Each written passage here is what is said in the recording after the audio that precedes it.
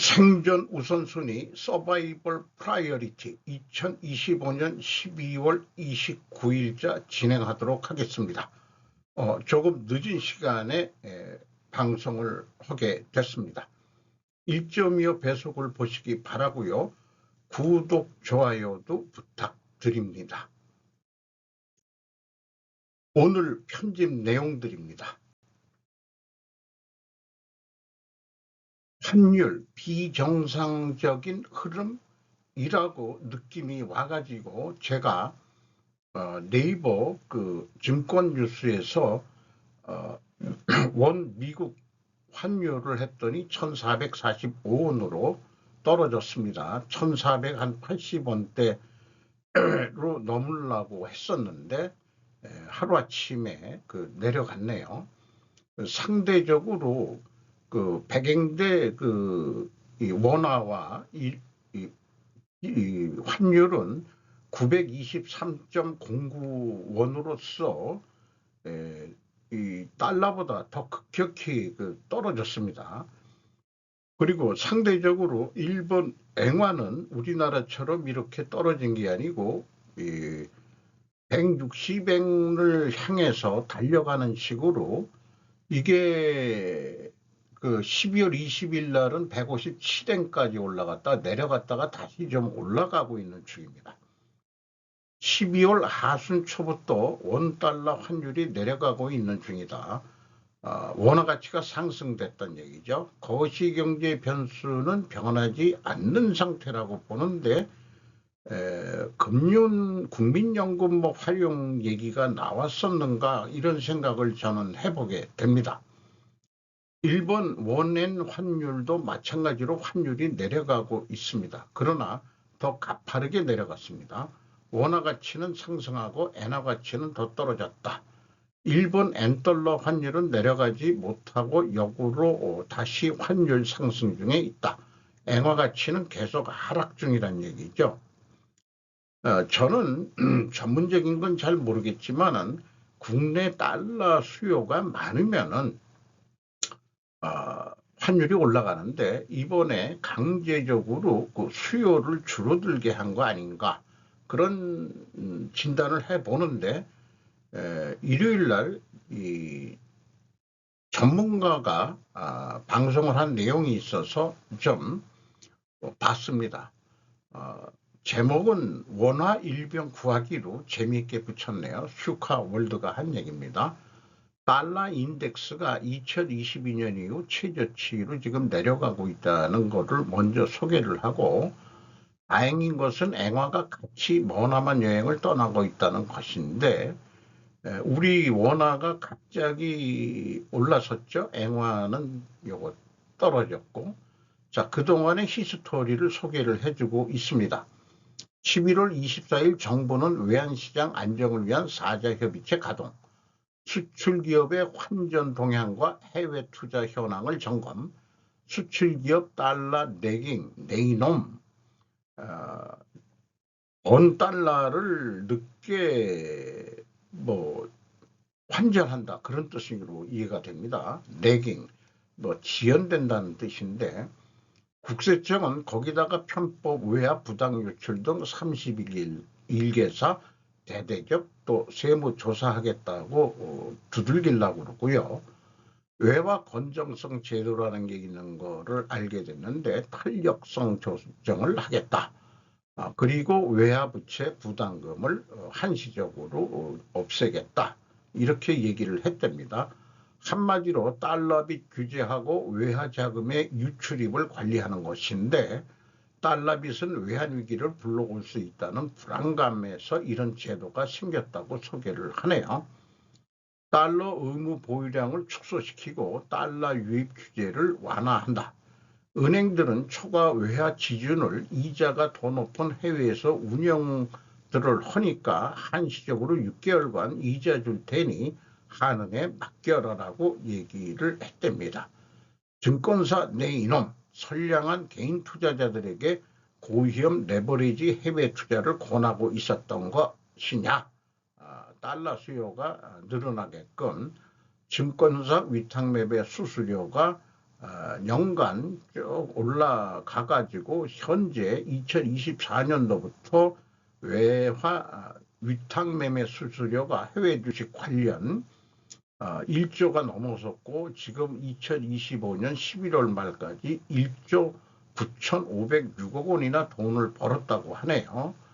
또한 증권사 주요 12개사 환전 수수료 수익보 규모를 보면은 2025년 11월 말 현재 4,526억 원의 환전 수수료를 또 챙겼다.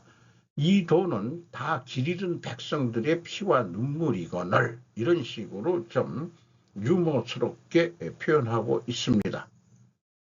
또 개인 투자자 해외 주식 손익 현황인데 2025년에 1월에서 8월까지는 손실 계좌 비중이 49.3%나 해당되고 전체적으로 계좌당 손익은 500만 원, 50만 원도 100만 원이니까 50만 원도 안 된다 이렇게 돼 있고 개인 투자자가 해외 파생 상품, 선물, 옵션 이런 거를 하는 건데 이 분야는 뭐 전혀 저는 일천하지만은 선물 옵션 어쨌든 거래 대금이 7,232억 원이나 되고 개인 투자자들이 투자 손익으로서는 3,735억 원의 손해를 봤다라고 소개를 하고 있습니다.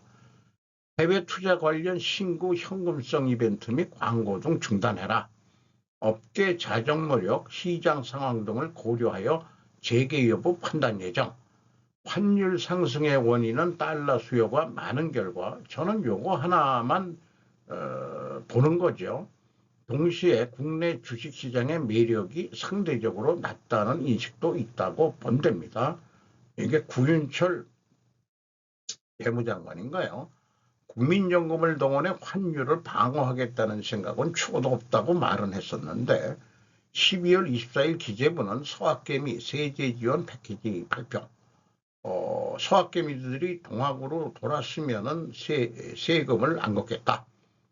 해외 자회사 수익 배당금 입금 불산임률을 95%에서 100%로 상향해준다. 12월 23일 국민연금이 환해지 방식 변경 발표를 했다고 하고요. 해외 자산을 처분해가지고 달러를 매도해가지고 원화를 매수를 했다고 합니다. 달러 매도 폭격기 언제라도 출격 가능.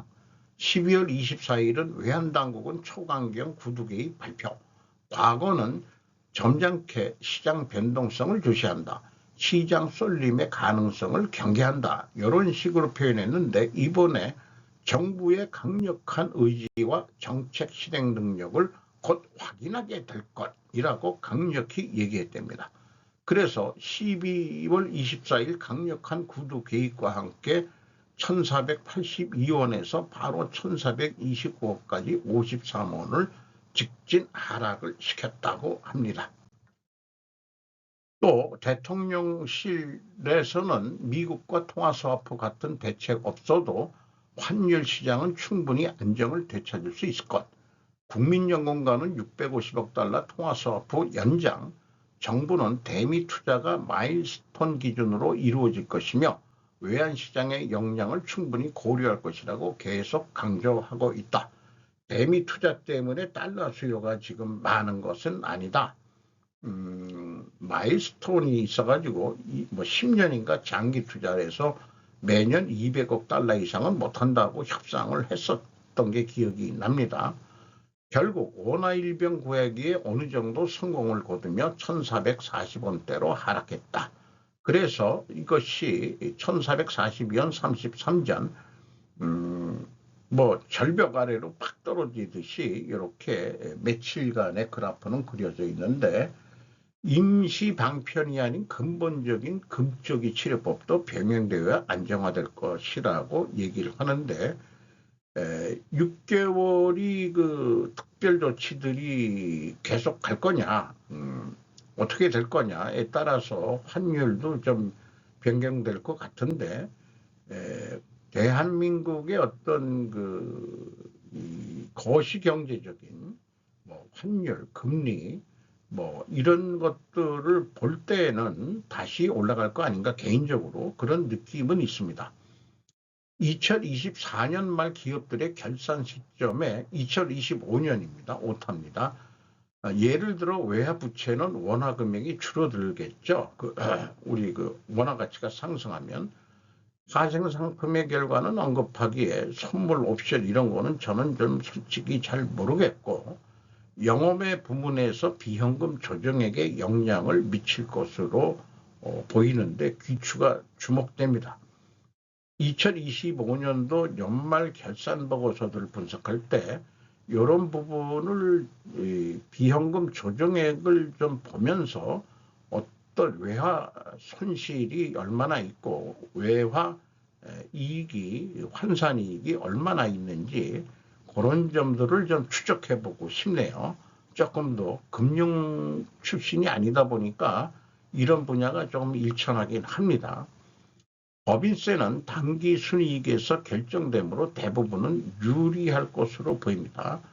자산이라는 게 우리 환율로 해서 달러로 있던 것은 그 금액이 줄어들겠죠. 자산이. 부채도 또 줄어들고 그러니까 이거 유불리 여부는 플러스 마이너스를 다 해봐야 알지 않겠냐 이런 생각을 해보게 됩니다. 그래서 지금 말씀드린 대로 모 기업의 비현금 조정액 예를 들는데 환율과 관계된 거가 위쪽에 많이 있네요. 외화 환산이익이란 게 있고 이런 것은 왜 마이너스냐. 실제 현금이 들어온 게 아니니까 현금 기준으로 번 돈을 따질 때는 요거는 빼주고 외화 환산 손실은 거꾸로 다시 더해주는 거죠. 이런 식으로 하는 것 같습니다. 파생 상품이 아까 이 선물 옵션 이런 건데 기업들이 꼭 이런 걸 해야 되는지는 잘 모르겠습니다만은 평가 손실 잡은 것을 다시 좀 플러스로 해주고 파생 상품 요거는 평가인데 거래로 이해서는 이쪽은 손실 이익보다는 손실액이 더 많았었다는 얘기네요. 확정 계획이라는 것은 이 환율하고는 관계가 없는 뭐 관계가 일부 있을 수 있겠죠. 이게 아마 계약자산, 미청구공사 뭐 이런 것 쪽 아닌가 이렇게 생각을 합니다. 나머지들은 일반적으로 일어나는 일들인데 재고자산 평가 손실 이런 것들 환입을 잡는 거 다시 플러스로 잡아주는 거 평가 손실했던 거 이런 거로 해가지고 비현금이 단기 순이익에서 1787억 원을 현금으로 다시 실질적으로는 이게 벌은 거다. 단기 순이익에서 이걸 더해줍니다. 이렇게 알고 있습니다. 북한 SSBN 위협 급부상과 이 정부의 안보 실기, 한일 원장 컨소시엄으로 판 흔들 때라고 조문정 뉴데일리 12월 28일자입니다. 북한 제2격 능력 현실화 흔들리는 미 핵 확장 억제, 재래식 매몰된 이 정부 실기, 수중 위협엔 무방비, 사척 건조론의 함정, 3주기 작전 공백 대안 실종, 시속 15km의 한계, 원전만이 북 SSBN 몫을 열쇠, 묶을 열쇠 이렇게 해서 며칠 전에 소개한 요거의 조회수가 많더라고요.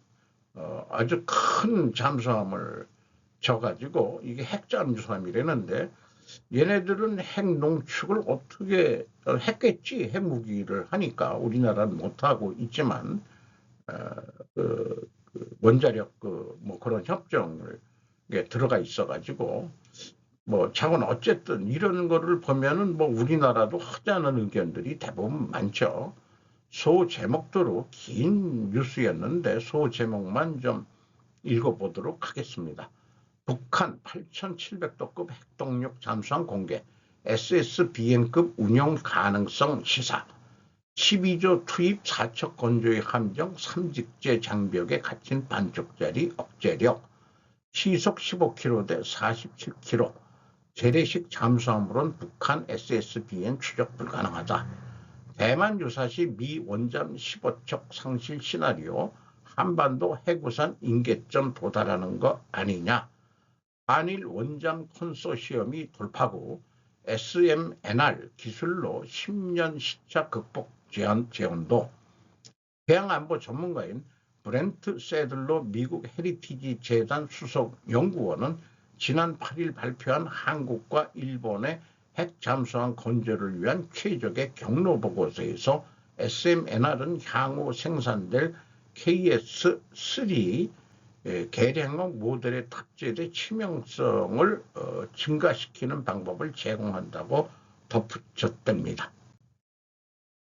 이스라엘, 소말릴란드 세계 첫 국가 인정, 개인적으로는 저는 동의합니다.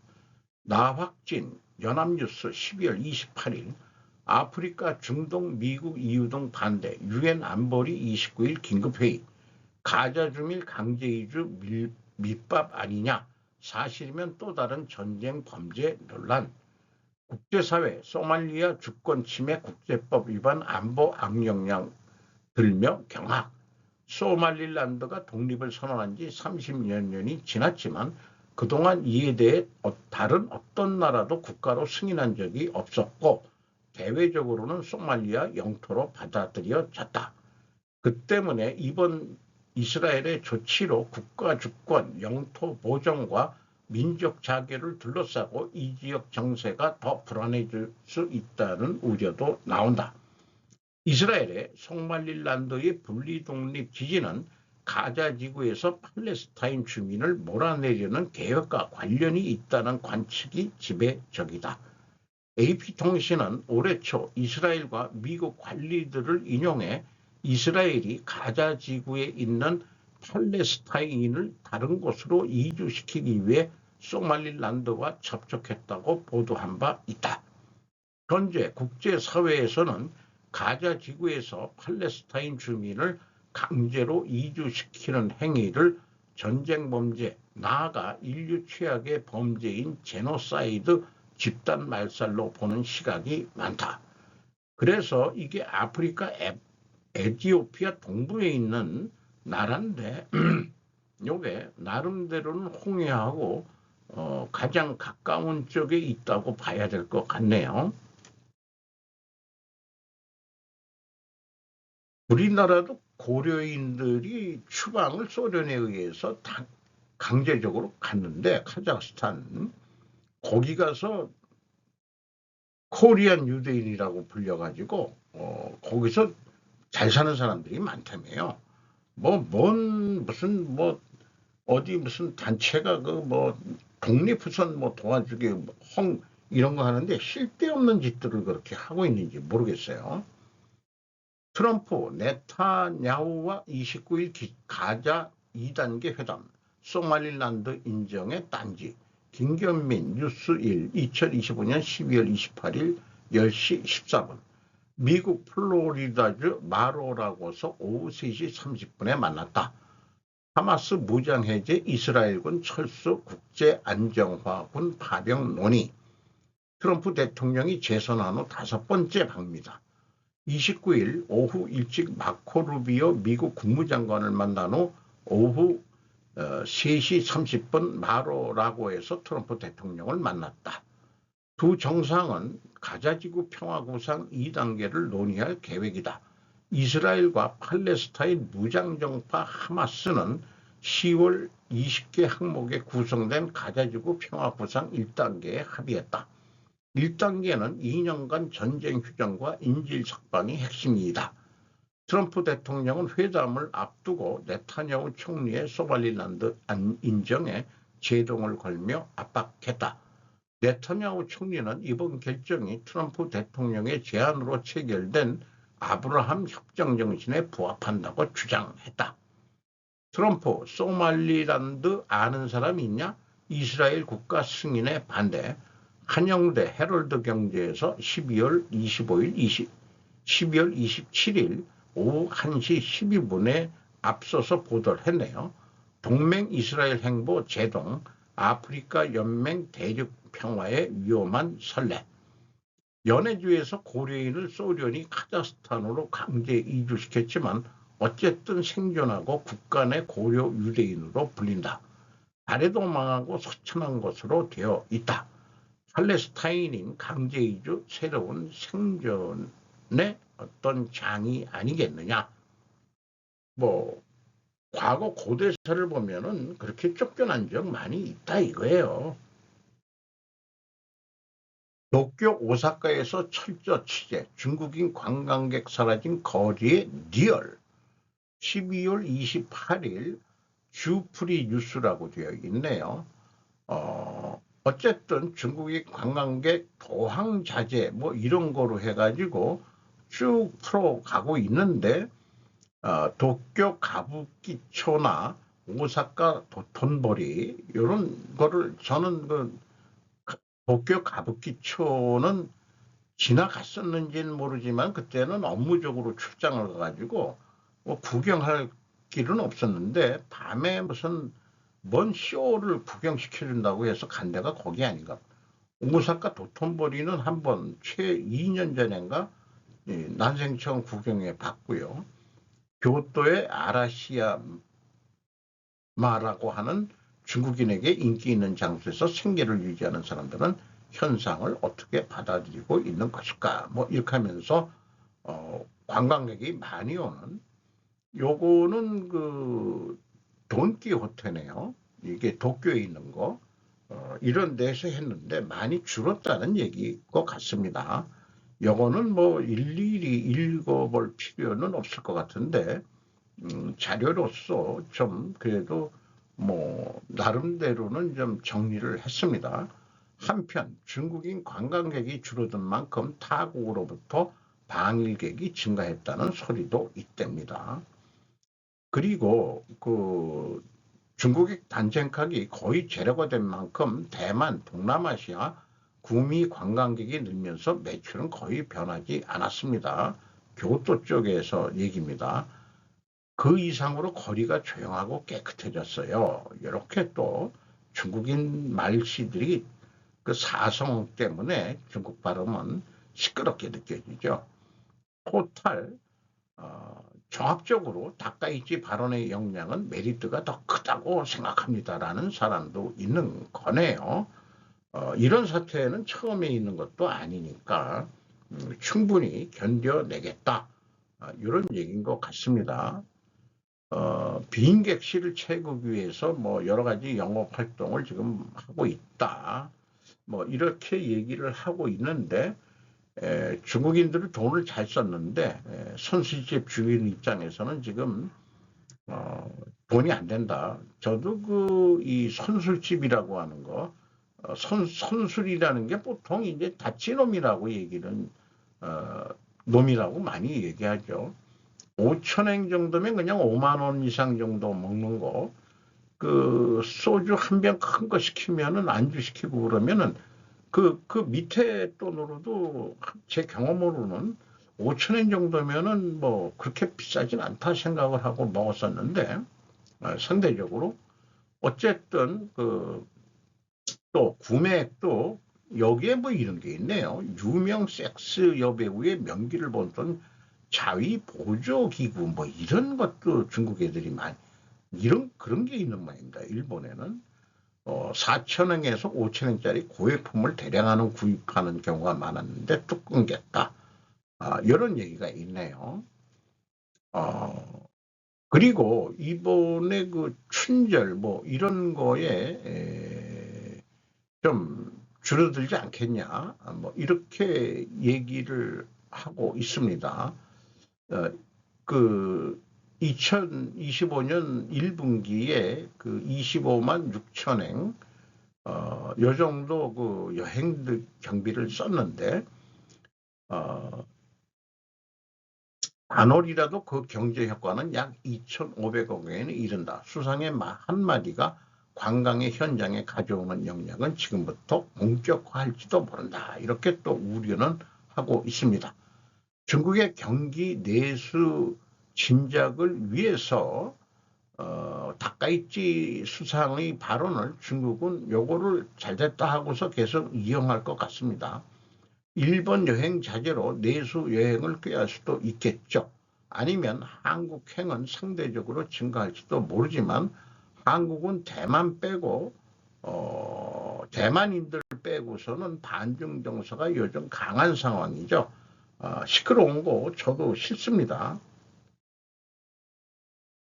서구가 지배하는 세계의 질서가 종말을 맞고 있는 신흥국 등 세계가 서구에 들이대고 있는 것은 전쟁에 의한 종말이거나 보다 평화적인 체제 이행들이다라는 거창한 제목으로 마토바 아키히로가 동양경제 온라인에 기고한 내용입니다. 2025년은 전후체제의 분기점으로서 역사의 명기가 될지도 모른다. 전후의 역사는 대북 미국에 의한 일국 패권에 의해서 진행되어 왔는데 그것이 끝나가고 있는 것을 나타난 해였기 때문이다. 미국 제국의 끝, 2차 대전 후 이때 시작된 자유무역이라는 제도야말로 트로이 목마였던 것이다. 전 세계로 자본, 기술, 노동자, 공장이 자유롭게 이동함으로써 미국이 가지고 있던 절대적 우위는 점차 감소해 간다. 미국에 의한 세계 지배는 미국을 자만하게 했다. 만성적 무역 적자와 재정 적자가 달러를 전 세계에 들이움으로써 미국은 스스로 물건을 만들지 않고 죄송합니다. 세계에서 가장 부유한 소비 대국이 되었다. 그것은 공업대국에서 금융대국으로 이행이며 일종의 국가의 늙음의 상징이기도 했다. 보는 시각에 따라서 좀 틀리긴 합니다만은 그동안 비서구 신흥국들은 미국을 위한 물건 만들기라는 노예적 노동으로 일관했는데 이 표현 자체가 이제 조금 이게 레프트적으로 느껴지네요. 그것이 오히려 공업 능력을 증대시키고 무역 흑자와 기술 발전을 가져왔다. 신흥국 트로이 목마, 달러 체제 붕괴 신흥국의 중심은 과거 공산권 러시아와 중국이었다. 살을 발라 뼈를 발라내다. 자괴한 듯 보였던 두 나라는 과연 권토중래의 때를 기다리고 있었을지도 모른다. 전후 세계의 지배체계는 IMF에 의한 경제 시스템의 지배체계였다. 그것은 달러를 기축으로 한 통화를 사용하는 것으로 달러가 없으면 무역을 할 수 없다는 결박을 세계에 강제하는 시스템이었다. 미국의 달러 체제를 뒷받침하는 시스템이란 구체적으로는 미국에 의한 결제 시스템인 SW 스위프트 국제은행 간 금융통신협회이다. 이게 스위프트라고 발음하니까 미국 무슨 연예인 가수 이름 같이 들리네요. 이는 세계 무역 결제가 미국 은행에서 모두 결제되는 시스템이었고 그래서 각국은 미국의 달러를 예탁해야 했다. 이 수수료는 무거워 동결 또는 몰수될 위험성이 있었다. 이에 중국은 새로운 위안화에 의한 디지털 경제 결제 시스템 CIPS, 중국 위안화 국제 결제 시스템을 도입하고 블록체인 시스템이라는 분권적 시스템을 도입함으로써 전차 스위프트 시스템의 역량을 잠식하기 시작한다. 미국 군사적 우위도 붕괴. 미국은 전 세계의 군사기지를 가지고 있으며 그것은 프랑스나 영국에 관해서도 마찬가지이다. 세계 경제의 지배에 있어서 중요한 해역, 운하, 원료나 연료 등을 지키려면 세계에 군사기지를 둘 필요가 있었기 때문이다. 그러나 이는 서방 국가의 경제가 강한 한 이루어진 것으로 경제가 침체되면 군사 예산은 무거운 부담이 된다. 세계 최대 군사대국 미국의 예산도 방대한 기지 유지 때문에 대부분 손실되고 있다. 재정 적자가 커짐에 따라 군사 예산은 긴축할 수밖에 없게 된 것이다.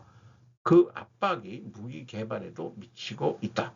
2025년 1월 발트해 그리고 12월 오키나와에서 일어난 레이더 조사 사건에서는 중국과 러시아 기술의 놀라운 진화에 경탄을 금치 못했을 것이다.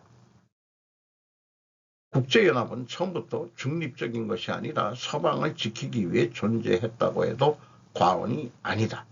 미국 정치적 우위 붕괴, 아시아 아프리카 제국은 전후 독립을 약속받으면서 반고를 당하고 종주국인 서구 제국과의 장기 독립전쟁 후 독립을 달성해 갔다. 전쟁이 나지 않을 경우에는 프랑스 서아프리카 지역처럼 독립을 대가로 괴뢰 정권과 수탈을 강요받아 반식민지 상태로 존재하게 됐다. 정확히 100여 년 전 독일의 역사학자 오토 슈펜글러가 서구의 몰락이라는 책을 썼고, 그보다 150여 년 전 세계를 지배하기 시작한 영국의 역사가 에드워드 기본이 로마 제국 쇠망사라는 책을 쓴다. 기본은 영국의 번영이 정말 영원히 계속될 수 있을까 하는 의문에서 로마 제국의 쇠퇴 역사적 책을 쓴 것이다. 서구 지배 종식 변화. 로마의 번영의 원인 중 하나는 그 왕들이 모두 위대한 왕이었다는 것이다. 역사 속에서 이만한 정치인이나 명장들이 잇따라 나타난 것은 달리 예를 찾아볼 수 없다. 로마에는 둘 중 하나, 즉 정체를 바꾸든지 아니면 작은 가난한 왕국 그대로 머물든지 둘 중 하나밖에 길이 없었다. 로마는 그래서 끊임없이 계속되어 항상 격렬한 전쟁 상태에 있었다.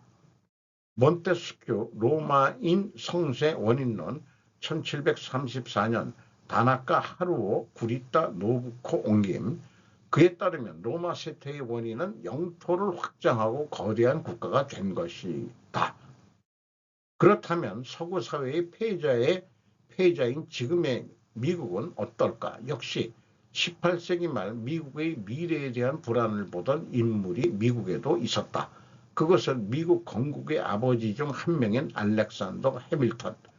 13개주에서 시작된 미국이 점점 커질 것을 우려했던 것이다. 민주적 공화 정체는 국토가 비대해지면 성립되지 않는다는 것이다.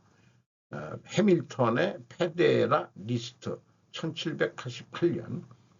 같은 것을 19세기 프랑스 정치 사상가 법학자 알렉스 드 토크빌, 또 미국의 데모크라시 1835년 속에서 주에서 연방국가로 힘이 이동해가는 가운데 미국은 본래의 민주주의가 위태로워지고 있다는 표현을 하고 있다. 거대화하고는 미국은 로마 시대의 전철을 계속 걷고 있다는 것이다. 커지면 망한다라는 논지인 것 같습니다. 그래서 또 제가 하나 컬럼을 써봤습니다. 마토바 아키히로의 논지는 커지면 망한다이다. 일본은 명치 유신이 돼 일본 제국이 되었으나 오래가지 못했다. 바로 미국에 의해서 패망했던 것이다. 로마 제국 1000년을 갔다. 미 제국 이제 100년도 되지 않았다. 미국은 영국처럼 공식적인 식민지 지배로 대영 제국처럼 되지는 않고 세계를 새로운 형태로 지배하고 있는 것이다. 간접 지배라면 간접 지배라고 얘기할 수도 있겠죠. 커지면 망한다는 논리라면 중국에게도 적용해야 맞다. 중국 공산당 지배체제의 중공도 망해야 순리적이다. 지금의 중국 땅은 청나라가 확장시킨 그 땅이기 때문에 거기다가 또 1대1로를 통해 가지고 동남아를 지배하려는 야욕을 보이고 있는 거죠. 서구의 흥망사는 국경에 있는 근대 국가라는 개념을 전제로 해서 소급 적용하는 오류가 있다고 저는 봅니다. 이런 앞에 소개된 그 책들이 또한 유목 문명과 농업 문명의 차이를 고려하지 않고 있다고 보여집니다. 2333년 서기와 단기의 차이인 서구력과의 차이가 있는 고조선 연방을 생각해 보자. 고조선 연방은 수천 년 유목부족들의 연방체였다. 유목족이 농경적을 지배할 수 있었던 것은 바로 철기, 칼과 말이었다. 그들은 농경 중화족을 점령하고 대대적으로 중원을 지배하여 왔었다. 그런데 그 철기가 농경족에게 전달되면서 농경족이 힘을 키우게 되었다. 그 최초의 나라가 한나라였다.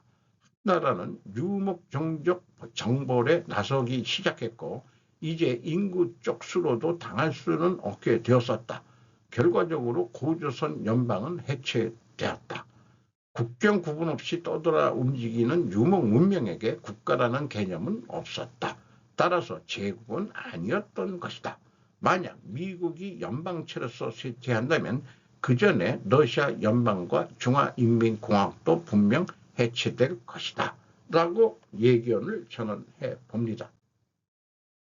기업들은 2026년 계획을 수립하고 있습니다. 채용은 그중 하나가 아닙니다. 더 월스트리트 저널 뉴스레터에서 가져왔습니다. 기업들은 기술에 의존하여 더 많은 업무를 수행하면서 2026년까지 기대고 있습니다. 채용 현장의 예측가들은 실제로 고용 증가가 상대적으로 적을 것으로 예상하고 있으며 일부 기업은 이미 직원 수를 거의 동결하겠다고 다짐하고 있습니다. 이번 달 맨하튼 미드타운에서 예일 경영대학원이 주최한 CEO 모임에서 설문조사에 참여한 리더의 66%는 내년에 직원을 해고하거나 기존 팀의 규모를 유지할 계획이라고 답했습니다. 3분의 1만이 채용 계획이 있다고 답했습니다. 시장이 요동쳤던 한 해 동안 아무것도 하지 않은 투자자들도 괜찮은 성과를 거두었습니다. 라고 이렇게 또 표현이 되어 있습니다. 연초에 미국 주식을 소유했다면 좋은 수익을 올렸을 것입니다. 외국 주식을 소유하고 있다면 더욱 좋습니다. 국채를 보유했다면 좋은 결과를 얻은 셈입니다. 그리고 현금을 보유했다면 수익률이 높은 수준을 유지했습니다. 하지만 관세, 미국에 대한 신뢰 상실, 인공지능이 포트폴리오를 휩쓸면서 아무것도 하지 않은 것은 힘들었다고 컬럼니스트 제임스 맥컨토시는 주식시장 테마를 기록한 한 해를 되돌아보며 말했다고 이렇게 합니다. 이런 글을 저도 그 뉴스에 들어봤는데 올해 글로벌 시장 휩쓴 세계 변수 관세 미불신 AI 김태균 기자가 연합뉴스에서 12월 29일 오후 1시 하루 늦게 저와 같은 뉴스를 본 모양이죠. 월스트리트 저널 컬럼 혼란 극심 아무것도 안 한 이들이 오히려 선방이라고 쉽게 번역을 했네요. 미국 월스트리트 저널의 선임 마켓 컬럼니스트 제임스 맥킨토시는 28일 기명 칼럼에서 올해 시장이 이 파괴적 동력에 고초를 겪으면서 투자자들이 아무것도 하지 않은 것이 오히려 잘했다는 평가까지 나온다며 이처럼 분석했다. 할 미국 투자가 늘어나면서 미국 바깥의 시장은 호황을 누렸다. 영국, 유럽, 일본이나 그 외 신흥시장의 올해 상승률은 S&P 500 지수와 나스닥 지수를 앞질렀다. 유럽 주식은 독일의 경기 부양책에 힘입어 배당을 포함해 달러 기준 36% 올라 19% 성장에 그친 S&P 500 지수를 가볍게 눌렀다. AI 부문 부유층의 자산만 불어나는 K자 증시의 대표적 사례라고 지적했다. 빅테크 주식인 AI 호황에 치솟았지만 그 외 부분의 종목은 부진이 커 양극화 구도가 뚜렷했다는 것이다. 그걸 K라고 얘기를 하고 있네요. 왜 하필이면 코리아의 K자로 상징했는지 양극화를 바벨로 좀 표현하는 면은 더 표현했을 건데 이 상하를 얘기하려니까 그런 모양이죠. 그렇다면 세계의 상수는 무엇이었을까? 상수는 불확실성이 아니라 보고 쉽게 예측할 수 있는 팩터라면 그래서 개인적으로 우리나라 부분만 생각해 보면은 2026년 한일 확대 재정을 할 것 같다. 양 정부가 국방비도 증액할 것이고 미국, 한국의 프렌드 시어링 요구는 지속될 것이다.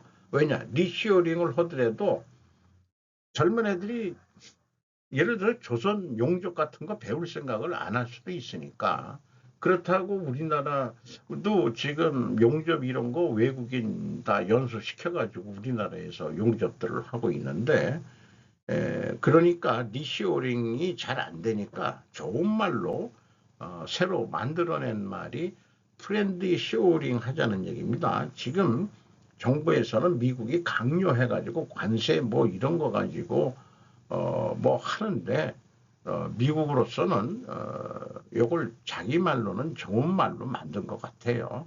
프렌드 쇼링이다 이것은.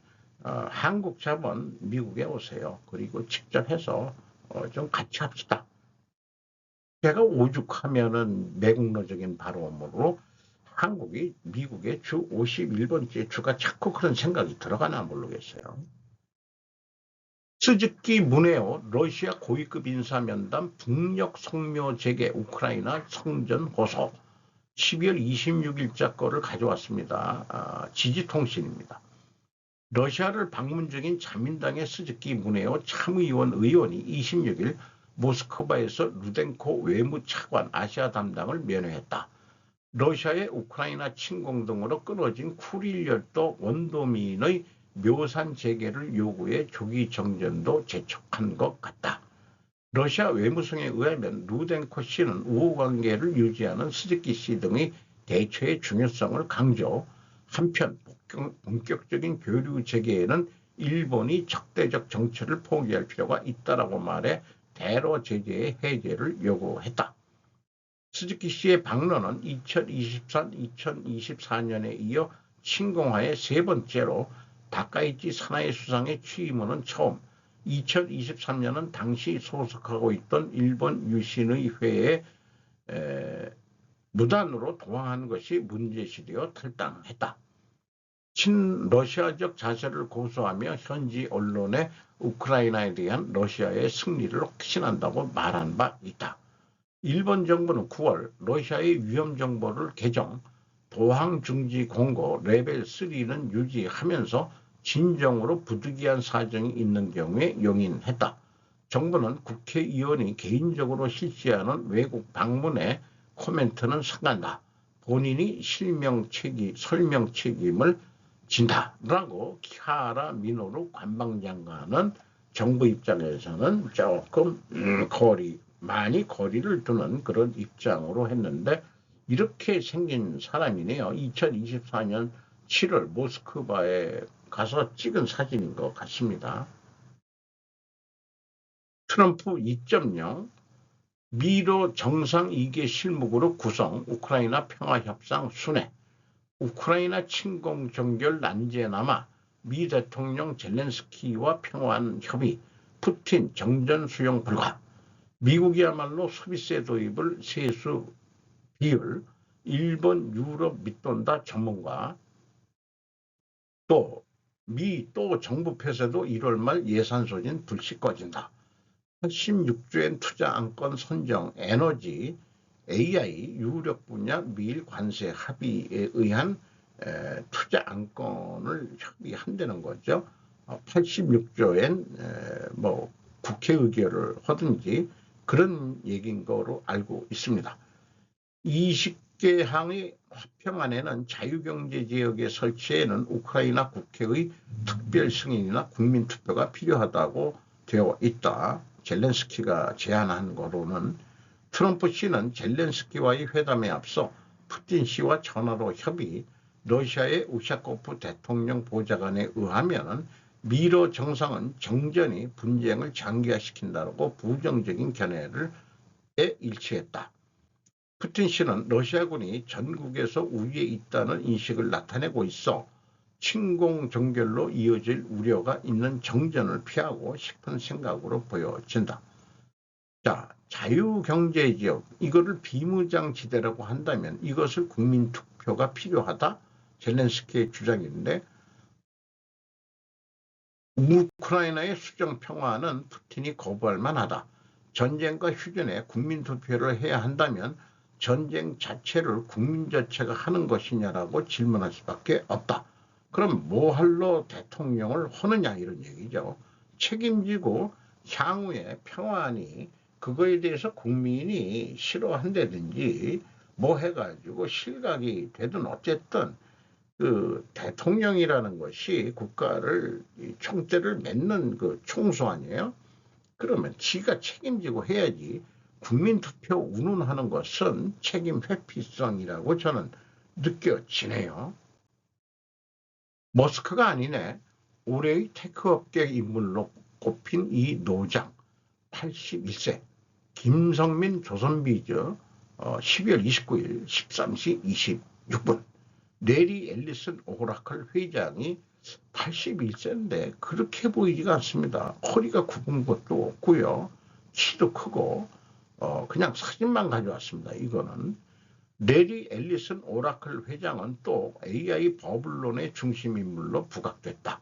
오라클은 막대한 돈을 데이터 센터 건설에 쏟아부으면서 현재 흐름이 1990년대 이후 처음으로 마이너스를 기록했는데 이는 AI 버블론자들의 공격 대상이 됐다. 현금 흐름은 처음으로 마이너스를 기록했어도 두고 봐라. 자기는 현금 흐름을 당연히 플러스로 시킨다. 이런 현금 흐름 얘기가 나오니까 우리나라 2025년도 그 코스피 상장 기업들의 현금 흐름도 필히 분석을 해가지고 소개를 하고 또 인지를 해야 하고 싶은 생각이 들어가네요. 자, 마지막으로 또 이 12간지에 의한 그 12년 올해가 제가 여기에 해당합니다. 6번째 그 12간지가 돌았어요. 그러면 이게 그 수비적 관점에서는 구니까 뭔가 완성을 해야 됩니다. 난 369 게임이란 게 뭔지 모르겠는데 안 해봤어요. 369 게임은. 왜 이런 숫자들이 나오냐. 369, 369, 369.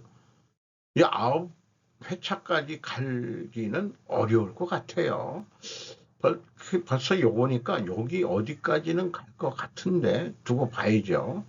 그래서 이게 버퍼 색깔로 좀 표현했습니다. 여기까지는 그린존인데 이제 84제까지는 저는 옐로우존 아닐까. 그 다음에는 언제 죽을지 모르는 레드존이다. 이렇게 좀 보고 있습니다. 그래서 그 369에 대해서 다시 그 앞에 소개했을 때는 369만 의미를 했는데 이걸 추비적으로 다시 더해봤어요. 그랬더니 이게 또 9로 끝납니다. 369의 완성도 9로 끝납니다. 여기서 고조선 시대의 구의적이 연상이 저는 되더라고요. 구의적은 또한 동의적이라고 불렸습니다. 중국 애들이 오랑캐 이자를 써서 고대부터 비하했죠. 이게 동이라는 것이 이라는 한자가 화살과 그 다음에 그 큰 칼 이런 거를 상징을 하고 있습니다. 키도 크고 대자에다가 활을 미고 다니는 그런 거죠. 그래서 이걸 오랑캐 이자라고 하는데 그래서 주적은 고대부터 저는 주적이라고 얘기합니다. 이자라고 쓰는 것 자체가 오랑캐라고 쓰는 것 자체가 근데 우리 조선 500년에는 그 형제들을 갖다가 과거 형제들을 오랑캐라고 우리가 무슨 마치 소중국이나 된 것처럼 4대주의에 빠져가지고 3 곱하기 4, 12, 12각의 안은 팔각형, 12각은 천문의 12궁이다. 3 곱하기 3, 9는 국악형은 어렵더라고요. 차라리 원으로 하는 게 나을 것 같고 그래서 우리의 역사를 다시 되돌아보면은 고조선 부족 연방이라고 얘기해야 맞을 것 같습니다. 12지파로 나뉘었습니다. 천재를 지내는 샤먼 부족을 제외하고 나머지 부족들은 북두칠성이 도는 것처럼 유목을 하면서 이동하면서 살아왔다는 것으로 보입니다. 이게 겨울에 있는 북두칠성이고 봄에 옮겨서 그 다음에 이건 1년 이렇게 돌지만 실제 유목 정적은 3년 단위로 아마 이렇게 좀 올라가지 않을까. 12년 만에 이렇게 다시 자기가 살던 대로 돌아오는 거로 그렇게 돌면서 했기 때문에 고대의 그 시베리아의 고대 무슨 왕국이 있었다 하는 얘기가 맞을 것 같다 이 말이죠. 오늘도 좋은 하루 되시기 바랍니다.